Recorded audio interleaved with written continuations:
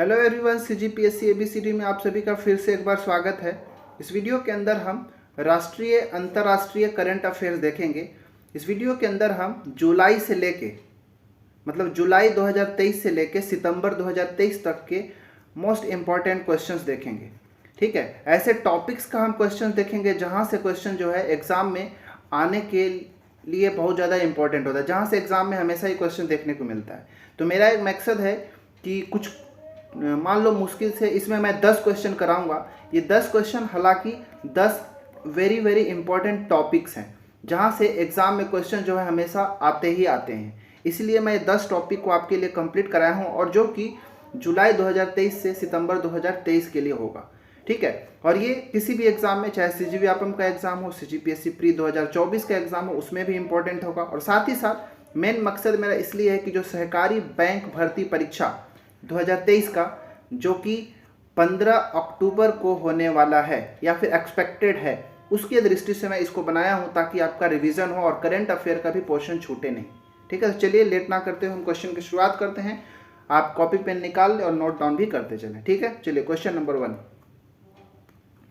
पहला क्वेश्चन है, दादा साहब फाल्के पुरस्कार 2023 किसे प्रदान किया गया है? ठीक है, याद रखिएगा, बहुत ज़्यादा इंपॉर्टेंट क्वेश्चन है और ये लेटेस्ट है। ठीक है, क्योंकि अभी ये पुरस्कार दिया गया है, इसलिए बहुत ही ज़्यादा इंपॉर्टेंट हो जाता है आगे आने वाले एग्जाम में। तो दादा साहब फाल्के पुरस्कार 2023 किसे प्रदान किया गया है? शाहरुख खान, वहीदा रहमान, अनुपम खेर या फिर एन सुब्रमण्यम, किसे प्रदान किया गया है? तो इसका राइट आंसर है option number B, Waheeda Rehman ji को दादा साहब फाल्के पुरस्कार 2023 से उन्हें नवाजा गया है। ठीक है, इस दादा साहब फाल्के पुरस्कार के अंतर्गत देखा जाए तो एक स्वर्ण कमल, एक शॉल और 10 लाख रुपए नगद दिया जाता है। अगर आपसे पूछ दिया जाए कि बताइए कि ये, और देखिए, जो दादा साहब फाल्के पुरस्कार है भारतीय फिल्म जगत का सबसे सर्वोच्च पुरस्कार है, जिसका शुरुआत 1969 से किया गया था। याद रखिएगा, दादा साहब फाल्के पुरस्कार के नाम से। और ये जो पुरस्कार है, ये जो भारत का जो सूचना और प्रसारण मंत्रालय है उसके द्वारा दिया जाता है। किसके द्वारा? भारत का सूचना एवं प्रसारण मंत्रालय के द्वारा यह पुरस्कार को दिया जाता है। अच्छा, कोई कमेंट करके बताएंगे इसका कि वर्तमान में सूचना और प्रसारण मंत्रालय के जो मंत्री हैं वो कौन है? कमेंट करके बताएंगे। ठीक है, अगर आपसे पूछ ले कि सबसे पहला, ठीक है, सबसे पहला दादा साहब फाल्के पुरस्कार किसे दिया गया था? तो याद रखिएगा, देविका रानी को दिया गया था। ठीक है, किसको? देविका रानी को दिया गया था। और अगर आपसे पूछ दे कि मरणोपरांत दादा साहब फाल्के पुरस्कार प्राप्त करने वाले पहले कलाकार कौन से थे? तो वो थे पृथ्वीराज कपूर। ठीक है, पृथ्वीराज कपूर। ठीक है, तो याद रखिएगा। तो वर्तमान में सूचना प्रसारण मंत्रालय के जो मंत्री हैं वो है अनुराग ठाकुर जी हैं। ठीक है, अनुराग ठाकुर। तो ये था पहला क्वेश्चन, इसको आप याद रखिए, किसको दिया गया है? वहीदा रहमान को। दूसरा प्रश्न देखते हैं। दूसरा प्रश्न है कि चंद्रयान 3 चंद्रमा के लिए कब उड़ान भरी थी? जैसे कि अभी पता है आपको कि चंद्रयान 3 जो है उसका सॉफ्ट लैंडिंग जो हो चुका है। ठीक है, चंद्रमा के ऊपर यानी कि मून के ऊपर सॉफ्ट लैंडिंग करने वाला, जो मतलब दक्षिण ध्रुव पर, साउथ पोल पर, ठीक है, चंद्रमा के दक्षिणी ध्रुव पर लैंड करने वाला, सॉफ्ट लैंडिंग करने वाला भारत जो है विश्व का पहला ऐसा देश बन गया है। ठीक है, याद रखिएगा, दक्षिणी ध्रुव पर। अगर ओवरऑल देखा जाए तो भारत जो है चौथा ऐसा देश है जो कि चांद पर कदम रखा है। ठीक है, चौथा, चांद के ऊपर जाने वाला चौथा देश, और चांद के दक्षिणी ध्रुव पर जाने वाला पहला देश भारत हो जाएगा। याद रखिएगा। तो जो चंद्रयान 3 जो है वो चंद्रमा के लिए कब उड़ान भरी थी? 14 जुलाई 2023, 22 जुलाई 2019, 23 अक्टूबर 2023 या फिर 22 अक्टूबर 2008 को? कब? तो इसका सही आंसर है ऑप्शन नंबर ए, 14 जुलाई 2023 को जो चंद्रयान 3 है उसे लॉन्च किया गया था। चंद्रमा के ऊपर जाने के लिए उड़ान भरी गई थी। ठीक है, कब? 14 जुलाई 2023 को। ये डेट याद रखना है। और अगर पूछ दे कि वो चंद्रमा के ऊपर सॉफ्ट लैंडिंग किया कब था, तो ये वाला जो डेट देख रहे हैं 23 जुलाई 2023 को। ठीक है, 14 जुलाई को लॉन्च किया गया चंद्रमा के लिए और 23 जुलाई 2023 को चंद्रमा के ऊपर सॉफ्ट लैंडिंग किया था। टाइम अगर पूछेगा तो भी लिख लीजिएगा 6:05 में। ठीक है, याद रखिएगा, 6:05 में लॉन्च किया गया था। ये 22 जुलाई 2019 क्या है? तो 22 जुलाई 2019 को चंद्रयान 2 जो था ना उसे लॉन्च किया गया था। ठीक है, चंद्रयान 2 को लॉन्च किया गया था कब? 22 जुलाई 2019 को। और 22 अक्टूबर 2008 को जो चंद्रयान 1 था, ठीक है, चंद्रयान 1 उसको भेजा गया था, उसको लॉन्च किया गया था, याद रखिएगा। तो ये सब जानकारी आपको याद होना चाहिए। अच्छा, जो लैंडर जो भेजा गया चंद्रयान 3 के साथ, जो लैंडर गया था, ठीक है, उसका नाम क्या था? तो उसका नाम था विक्रम। ठीक है, विक्रम का मतलब होता है बहादुर। और जो इसरो के फाउंडर में से हैं विक्रम साराभाई, उनके नाम पर भी आ जाता है, याद रखिएगा। तो विक्रम जो है लैंडर है। जो प्रज्ञान क्या था? रोवर था। ठीक है, रोवर क्या था? प्रज्ञान। और लैंडर कौन है? विक्रम। ये सब आपको याद होना चाहिए। अब एक चीज और याद रखिएगा, ये सब इसरो के द्वारा ना, ठीक है, इसरो के द्वारा लॉन्च किया गया। इसरो का भी वर्तमान में प्रमुख कौन है? तो एस सोमनाथ। चंद्रयान 2 को जब भेजा गया था तो उस समय के सिवन थे, याद रखिएगा। और एक चीज और याद रखिएगा कि लॉन्च व्हीकल कौन था? ठीक है, जब चंद्रयान 3 को छोड़ा गया तो इसको छोड़ने के लिए लॉन्च व्हीकल कौन सा था? तो LVM-3। ठीक है, लॉन्च व्हीकल मार्क 3। पूरा इसको कहते हैं GSLV कहते हैं, एक्चुअली GSLV-M3 मार्क 3। M का मतलब होता है मार्क 3। और GSLV का फुल फॉर्म आप जानते होते हैं, जियो सिंक्रोनस लॉन्च व्हीकल मार्क 3। ये टोटल इसका फुल फॉर्म हो जाएगा। तो ये सब याद रखिएगा, बहुत ज़्यादा इंपॉर्टेंट हो जाता है एग्जाम में, यहाँ से कुछ भी पूछा जा सकता है। ठीक है, चलिए तीसरा प्रश्न अब देख लेते हैं। तीसरा प्रश्न है तीसरे टॉपिक के ऊपर, विश्व प्रेस स्वतंत्रता सूचकांक 2023 में भारत का रैंकिंग क्या है? रैंकिंग वाला भी एक क्वेश्चन जो है पूछा जाता है किसी भी एग्जाम में, तो ये इंपॉर्टेंट है, याद रखिएगा कि विश्व प्रेस स्वतंत्रता सूचकांक, ठीक है, वर्ल्ड प्रेस फ्रीडम इंडेक्स 2023 में भारत का रैंकिंग कौन सा है? 161वां, 80वां, 126वां या फिर 40वां? कौन सा इसका सही आंसर होगा?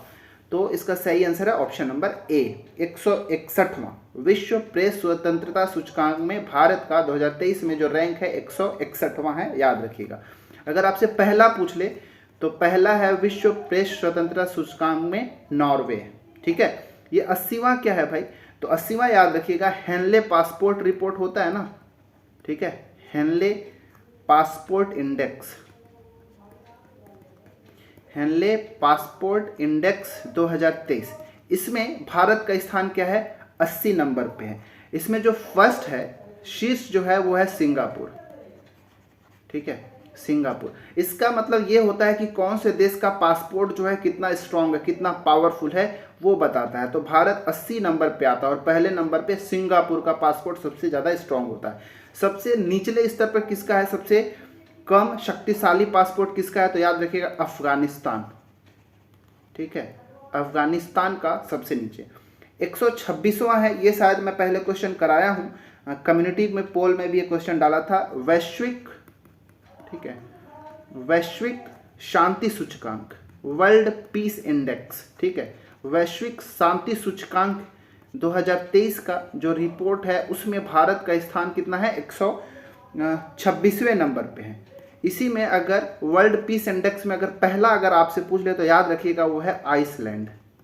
ठीक है, आइसलैंड को पहला रैंकिंग प्राप्त हुआ है, आइसलैंड को, किसमें? वैश्विक शांति सूचकांक के अंदर।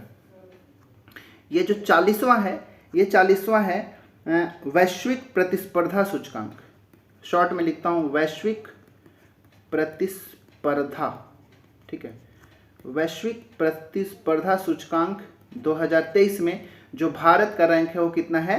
40वें नंबर पे है। पहला जो है इसमें देखेंगे तो फर्स्ट जो है वो डेनमार्क है। तो ये कुछ इंपॉर्टेंट रैंकिंग है जहां से एग्जाम में यही सब पूछे जाते हैं, इसलिए मैं इनको पहले फोकस किया हूं। अगर एक चीज पूछ दे एक बार क्वेश्चन में आपसे कि कौन सा शहर पहला, ठीक है, अगर किसमें स्वच्छ वायु सर्वेक्षण 2023 में, ये लिखता हूं यहाँ पे देखिएगा, स्वच्छ वायु सर्वेक्षण 2023, इसको आपको कमेंट करके बताना है कि स्वच्छ वायु सर्वेक्षण 2023 में भारत का कौन सा शहर है जो पहले स्थान पर है। याद रखिएगा, भारत में कौन सा स्थान है जो पहले कौन सा शहर जो पहले स्थान पर? स्वच्छ वायु सर्वेक्षण 2023 में। इसका सभी आंसर कमेंट करेंगे और बताएंगे क्या होगा। एक चीज और यहाँ पे नोट करके लिखिएगा, वैश्विक लैंगिक अंतर सूचकांक, ठीक है, या फिर कह लीजिए कि ग्लोबल जेंडर गैप इंडेक्स, ठीक है, ग्लोबल जेंडर गैप, मैं शॉर्ट में लिखता हूँ वैश्विक लैंगिक अंतर सूचकांक, ठीक है, 2023। इसमें भारत का स्थान देखेंगे तो 127वां है, ठीक है, 127वां 2023 वाले में भारत का स्थान। पहला की इसमें बात करूंगा तो इसमें भी पहला जो है वो आइसलैंड ही है। ये कुछ इंपॉर्टेंट रैंकिंग है जिसको आपको पता होना चाहिए, इसलिए मैं यहाँ पे करा रहा हूँ आपके लिए, ताकि इंपॉर्टेंट हो जाता है, यहाँ से ही एग्जाम में पूछे जाते हैं। एक और याद कर लीजिएगा, विश्व खुशहाली सूचकांक, ये भी बहुत ज़्यादा इंपॉर्टेंट है। वर्ल्ड ग्लोबल हैप्पीनेस इंडेक्स, ठीक है, विश्व खुशहाली सूचकांक, ठीक है, 2023। इसमें भारत का स्थान जो है इसमें भी 126 नंबर पर है, याद रखिएगा, ठीक है। और शीर्ष अगर यहाँ पे देखेंगे, सबसे टॉप में देखेंगे तो फिनलैंड है, फिनलैंड वाले सबसे ज़्यादा खुश हैं, ठीक है। और सबसे नीचे इसमें भी अफगानिस्तान है। तो यहाँ पे मैंने जितना भी रैंकिंग बताया इन सबको एटलीस्ट आप याद रखिएगा, बहुत काम का चीज़ है, ठीक है। इसको नोट करके लिखिएगा, एक जगह कहीं पर नोट करके लिख लेंगे, बहुत ज़्यादा इंपॉर्टेंट है, ठीक है। चौथा प्रश्न है, अखिल भारतीय फुटबॉल महासंघ, ऑल इंडिया फुटबॉल फेडरेशन, ठीक है, अखिल भारतीय फुटबॉल महासंघ ने AIFF footballer of the year पुरस्कार से किसे सम्मानित किया गया? All India football federation footballer of the year पुरस्कार किसे दिया गया है? नायोरेम रोशन सिंह, बिपिन सिंह, सुनील छेत्री या फिर लालियान जुआला छंगाटे, ठीक है, ये छंगाटे है, किसे दिया गया है बताइए? तो राइट आंसर है इसका ऑप्शन नंबर डी, लालियान जुआला छंगाटे को 2023 का ऑल इंडिया फुटबॉल फेडरेशन द्वारा फुटबॉलर ऑफ द ईयर पुरस्कार दिया गया। तो ये डायरेक्ट नाम आप यहाँ पे याद रखिएगा, ठीक है, इसमें ज़्यादा मैं नहीं बता रहा हूँ। पांचवा प्रश्न है, भारतीय नौसेना ने किस देश के साथ मिलकर सेल्वेक्स अभ्यास का आयोजन किया गया है? ठीक है, ये सेल्वेक्स अभ्यास जो है ये नौसेनाओं के द्वारा, दो देशों के नौसेनाओं के द्वारा इस अभ्यास का, युद्धाभ्यास को प्रैक्टिस किया जाता है, एक्सरसाइज किया जाता है। तो किस देश के साथ भारत की नौसेना ने इसका आयोजन किया? USA, UK, फ्रांस या फिर अफ्रीका, साउथ अफ्रीका। तो याद रखिएगा, मतलब यहाँ से भी एक क्वेश्चन बनता है, इसलिए मैंने इसको भी इंक्लूड किया है। तो आप ये वाले टॉपिक को जाके भी एक बार रिवाइज कर लेंगे। तो सेल्वेक्स जो युद्धाभ्यास होता है वो भारत और USA, अमेरिका की जो नौसेना है उनके बीच में यह अभ्यास किया जाता है, ठीक है। सेल्वेक्स किसके बीच में? तो USA और इंडिया के बीच में। अगर इंडिया और UK के बीच में देखा जाए तो याद रखिएगा अजय वॉरियर, ठीक है, अजय वॉरियर किसके बीच में? तो भारत और UK के बीच में आयोजित किया जाता है। फ्रांस और भारत के बीच में अगर देखा जाए तो वरुण, याद रखिएगा, वरुण जो नौसेना अभ्यास होता है वो भारत और फ्रांस के बीच में होता है। वहीं अगर अफ्रीका के अंदर देखा जाए तो एक याद रखिएगा F इंडेक्स, ठीक है, F इंडेक्स ये है, इसमें F से अफ्रीका और इंडेक्स में IND जो है इंडिया और EX से एक्सरसाइज। ये नौसेनाओं के द्वारा किए जाने वाला अभ्यास है जो भारत और अफ्रीका के बीच में ये आयोजन किया जाता है। क्वेश्चन आपके लिए एक रहेगा कि बताइए ये जो मित्र शक्ति युद्धाभ्यास होता है, ठीक है, मित्र शक्ति, ये किन देशों के बीच में, मतलब भारत तो रहता ही है, भारत और किस देश के साथ इसका आयोजन किया जाता है? कमेंट करके बताएंगे आप लोग, ठीक है। छठवां प्रश्न है कि भारत के वर्तमान नौसेना अध्यक्ष कौन सा है? 2023 में मैं 3 अक्टूबर 2023 को मैं ये रिकॉर्ड कर रहा हूँ, तो उस समय की बात कर रहा हूँ कि वर्तमान में नौसेना अध्यक्ष कौन है? VR चौधरी, मनोज पांडे, R हरि कुमार या फिर अनिल चौहान, कौन है बताना है। तो इसका मतलब कहने का कि 2023 में, अक्टूबर 2023 तक भारत के जो वर्तमान में नौसेना अध्यक्ष हैं वह है option number C, R Hari Kumar, ठीक है। R हरि कुमार जो है वर्तमान में नौसेना अध्यक्ष हैं। VR चौधरी कौन है? तो ये वर्तमान में वायुसेना अध्यक्ष हैं, ठीक है। वायुसेना अध्यक्ष कौन है? VR चौधरी। R हरि कुमार कौन हो गए? ये नौसेना के अध्यक्ष हो गए। अनिल चौहान कौन है? तो अनिल चौहान याद रखिए बहुत ज़्यादा इंपॉर्टेंट होगा, CDS है वर्तमान में, chief of defence staff, chief of defence staff अभी वर्तमान में कौन है? तो है अनिल चौहान है, याद रखिएगा। और जो मनोज पांडे हैं, ये जो हमारा थल सेना है, ठीक है, आर्मी का, ठीक है, थल सेना या फिर आर्मी के जो अध्यक्ष हैं वो कौन है? मनोज पांडे जी हैं। ये आप सभी को ये सब भी याद रखना चाहिए। चलिए सातवां प्रश्न, सातवां प्रश्न है निम्नलिखित में से किन्हें पद्म विभूषण पुरस्कार 2023 से सम्मानित नहीं किया गया? ठीक है, जैसे कि आप सभी को पता है कि जनवरी 2023 में पद्म पुरस्कारों का घोषणा किया गया, ठीक है, पद्म पुरस्कार, ठीक है। तो ये पद्म पुरस्कारों में अगर देखा जाए तो 2023 के अंदर टोटल 106 पद्म पुरस्कारों की घोषणा की गई। इस 106 में 6 जो था वो पद्म विभूषण, ठीक है, 9 पद्म भूषण और बच गया 91, ये था पद्मश्री, ठीक है, पद्मश्री। तो ये टोटल 106 पद्म पुरस्कारों का घोषणा किया गया था। तो अब पूछा हूं कि पद्म विभूषण किन्हें नहीं दिया गया? तो 6 लोग को दिया गया था, तो इसमें से कोई 3 ऐसे हैं जो जिन्हें पद्म विभूषण दिया गया और 1 नहीं दिया गया। तो मुलायम सिंह यादव को मरणोपरांत पद्म विभूषण दिया गया, बालकृष्ण दोषी को भी मरणोपरांत दिया गया, दिलीप महालनोबिस को भी मरणोपरांत दिया गया, परंतु SL भैरप्पा जो हैं इनको पद्म विभूषण नहीं बल्कि इन्हें पद्म भूषण पुरस्कार दिया गया है, ठीक है, पद्म भूषण पुरस्कार 2023 के अंतर्गत SL भैरप्पा को दिया गया है। ये कर्नाटक के हैं, याद रखिएगा। तो यहाँ पे 3 पद्म विभूषण वाले तो हैं, अगर मैं आगे चौथा पद्म विभूषणों वालों का पूरा नाम बता देता हूँ तो 1 2 3 ये जो हैं ये तीनों पद्म विभूषण हैं। चौथा याद रखिएगा जो जाकिर हुसैन है तबला वादक, ठीक है, जाकिर हुसैन, इनको भी पद्म विभूषण दिया गया है। 5वें नंबर पे याद रख लीजिएगा सोमन्ना हल्ली, ठीक है, सोमना हल्ली मलैया, ठीक है, सोमना हल्ली मलैया कृष्णा, इनको भी पद्म विभूषण दिया गया। और 6वां एक और याद रखिएगा वो हैं श्रीनिवास वर्धन, ठीक है, श्रीनिवास वर्धन। तो ये 6 लोगों को पद्म विभूषण दिया गया। अब आपके लिए क्वेश्चन बोलता हूँ, आप सभी शायद जानते होंगे, इसका आंसर आपको कमेंट करके बताना है कि क्या होगा कि छत्तीसगढ़ को, देखिए छत्तीसगढ़ के 3 व्यक्तियों को पद्मश्री दिया गया, ठीक है, छत्तीसगढ़ के 3 व्यक्तियों को पद्मश्री दिया गया है। उन तीनों का नाम जो है आप कमेंट करेंगे कि क्या क्या है और उनका किस क्षेत्र के लिए उनको पद्मश्री अवार्ड दिया गया। ये पुराना करंट अफेयर है लेकिन यहाँ पे पूछा जा सकता है, इसलिए मैं इसको इंक्लूड किया हूँ, ठीक है। तो आप इसको कमेंट करके बनाना और छत्तीसगढ़ वाले को विशेष करके आप याद रखिएगा, क्वेश्चन वहाँ से बन सकता है, ठीक है। चलिए 8वां प्रश्न अब हम देख लेते हैं। 8वां प्रश्न है निम्नलिखित में से कौन सा देश ICC वर्ल्ड कप 2023 के लिए क्वालिफाई नहीं कर पाया?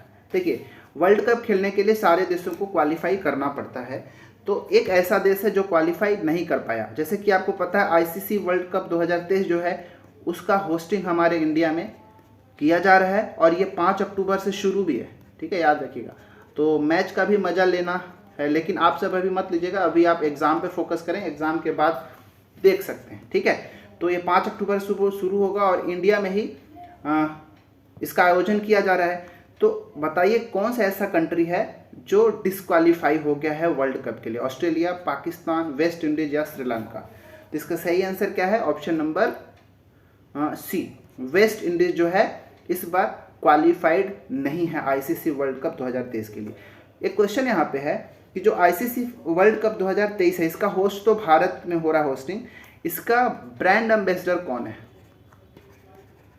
ठीक है, इसका ब्रांड एम्बेसडर कौन है? तो ये हैं शाहरुख खान, ठीक है। ICC वर्ल्ड कप 2023 के लिए जो ब्रांड एम्बेसडर कौन है? शाहरुख खान। तो इस चीज़ को भी आप याद रखिएगा। 9वां प्रश्न है कि WTO के 13वां मंत्री स्तरीय सम्मेलन का मेजबानी किस देश के द्वारा किया जाएगा? तो एक जो समिट और सम्मेलन होता है वहाँ से भी क्वेश्चन आपसे पूछा जाता है, तो आप एक बार उसको भी कहीं पे आप नोट बना के रखे होंगे या फिर कोई मैगजीन फॉलो करते होंगे तो वहाँ पर जाके देख लीजिएगा। तो कौन सा देश जो है जो इसका मेज़बानी करेगा WTO का 13वां मंत्री स्तरीय सम्मेलन, ठीक है। तो देखिए ये एक्चुअली में होगा कब, 2024 के अंदर होने वाला है, ठीक है। ये 13वां मंत्री स्तरीय सम्मेलन जो WTO का हो रहा है कब होगा, 2024 के अंतर्गत। भारत, कजाकिस्तान, संयुक्त अरब अमीरात, UAE या फिर सिंगापुर, कहाँ होगा इसका आयोजन? तो इसका आंसर है ऑप्शन नंबर ए, भारत के अंदर ही इसका आयोजन, सॉरी भारत के अंदर नहीं भाई, इसका ऑप्शन नंबर सी, संयुक्त अरब अमीरात, यूनाइटेड अरब एमिरेट्स में, मतलब UAE के अंदर इसका, दुबई में इसका आयोजन किया जाएगा, याद रखिएगा, संयुक्त अरब अमीरात में। अब यहाँ से थोड़ा सा WTO के बारे में जान लेते हैं। WTO का इसका जो पुराना नाम था GATT था, ठीक है, GATT। इसका फुल फॉर्म होता था general agreement on tariff and trades, ठीक है, general agreement on tariff and trades, याद रखिएगा। इसका जो स्थापना हुआ था ये 30 अक्टूबर 1947 में हुआ था। कब? 1947 में हुआ था। इसमें 23 देशों ने इसका जो एग्रीमेंट था इसके ऊपर सिग्नेचर किया था और गैट की स्थापना हुई थी। बाद में गैट को ही बदल के 1 जनवरी 1995 में इसका नाम बदल के क्या किया, वर्ल्ड ट्रेड ऑर्गेनाइजेशन WTO रख दिया गया, 1 जनवरी 1995, ठीक है, ये 95 है, याद रखिएगा, ठीक है। इसका जो अगर हेडक्वार्टर देखेंगे तो आपको कहाँ मिलेगा, जिनेवा स्विट्जरलैंड में, ठीक है।